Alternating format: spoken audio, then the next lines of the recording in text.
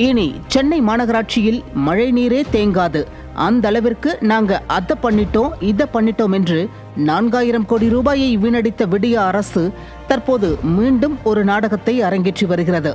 மழைநீர் வடிகால்வாய்களை சீரமைப்பதாக கூறி வெளி மாநிலங்களிலிருந்து இயந்திரங்களை வாடகைக்கு எடுத்து பல 100 கோடி ரூபாய் மக்கள் வரிப்பணத்தை மீண்டும் வீணடிக்கிறது இந்த விளம்பர மாடல் அரசு.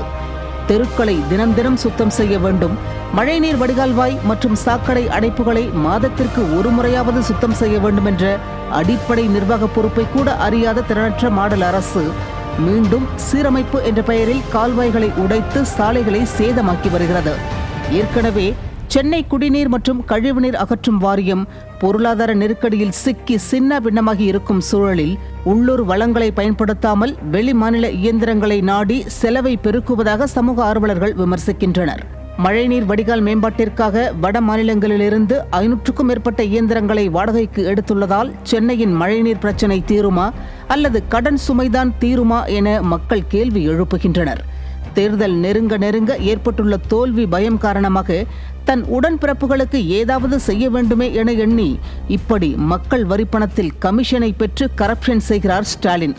சென்னையில் தேங்கும் மழைநீர் பிரச்சினைக்கு நிரந்தர தீர்வு காணாத விடிய அரசு தேர்தல் வரும்போது மட்டும் சாலைகளில் பள்ளங்களை தோண்டி நித்தம் ஒரு அரிதாரம் பூசி நாடகங்களை அரங்கேற்றுகிறது. உங்களைப் போல மக்கள் தூங்கவில்லை, நன்றாக விழித்து பார்த்து கொண்டிருக்கிறார்கள் என்கிறார்கள் சமூக ஆர்வலர்கள். நியூஸ் ஜே செய்திகளுக்காக மஞ்சு.